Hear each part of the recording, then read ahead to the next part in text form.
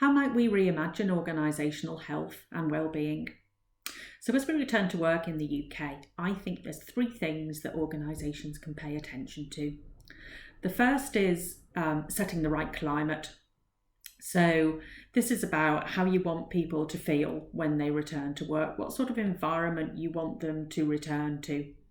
So organisational climate is something that is very likely to have been impacted by extended lockdown, and it's something that leaders can influence from day one. So if you want, for example, employees to feel safe, you can start to talk about the safe working arrangements in relation to the risk assessment, arrangements around cleaning, hygiene, support for people to work from home, but also the arrangements around social distancing. But there's more, isn't there? So I think this is an opportunity to start to think about how we can better align work schedules so that we can enhance well-being and improve individual effectiveness as well as organisational effectiveness. So is this an opportunity to have a conversation with people about what they work on, where they work from, when they work, and how they work? We've concentrated a lot, haven't we, about where they work, but less on the when. So if we can start to find a way to have this conversation on an ongoing basis with people whose personal situations and circumstances are likely to be shifting and changing over the coming months, I think that would be a very smart decision. The second thing I wanted to talk about was the need to resocialize. So the Oxford Review did a survey quite some time ago that estimated that between 50 and 70% of people experience mistreatment, detriment, or feeling wronged in the workplace.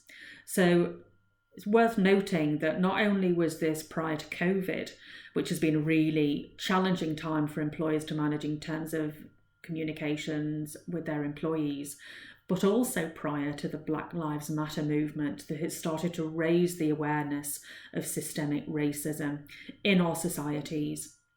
So it would be, I think, a little foolish if we were to operate on the belief that, this is something that is for society to deal with and it doesn't affect us as an organisation. I would counter that with saying people coming back to work are going to be bringing those social issues with them.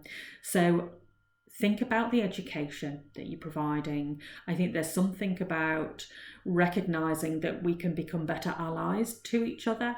So not only to our Black colleagues, but to other colleagues who in whatever way might feel oppressed and might have experienced detriment in some way.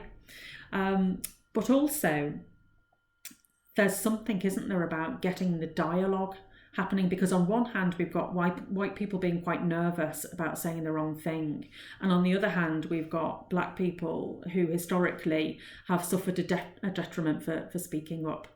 So putting in place some education about microaggressions, about what they are, about how to spot them, but also about how to respond to them, and the choices that we have, whoever we are, I think will be really effective. And after I've published this video, I'm going to post 2 articles on those topics from Harvard Business Review, in case they might be of interest to you. So the third thing I think is really important is reset. So bearing in mind what we've been through as a country and the fact that people's experiences of this have been so different, I think we need to turbo boost our employee engagement. And I believe we can turbo boost it by asking the right question. So if our question, for example, was how can we optimize difference within our organisation to deliver better outcomes for customers, for people and for partners, I think, getting people engaged around that question would be a really good way to go. just before we went into lockdown, I had the privilege of being involved in a citizens' assembly. And if you don't know what a citizens' assembly is, there's been a citizens' assembly for hate crime, for climate change. You've probably heard about the climate change citizens' assembly, I would guess. But the way that a citizens' assembly works is that a diverse group of people are brought together, and they work as a group, and it's a facilitated process. And as part of that, the front end of the process, they have access to experts in relation to the topic that's under consideration. And those experts come along and they talk to them from all walks of life about their experience and about what they believe the issues are and what they believe the solutions might be. That group are then facilitated to create a vision, and from that they then start to talk about, okay, if that's our vision, what are the potential solutions? So they are facilitated to come together with recommendations, firstly on a long list, and then through the second round to a short list. And those recommendations, in this case, if it was an organisation, would go to the CEO and the executive board. So I think this is a really powerful way to get people on track and get people involved in shaping the way things work around here and what needs to happen around these really important organisational health and wellbeing issues.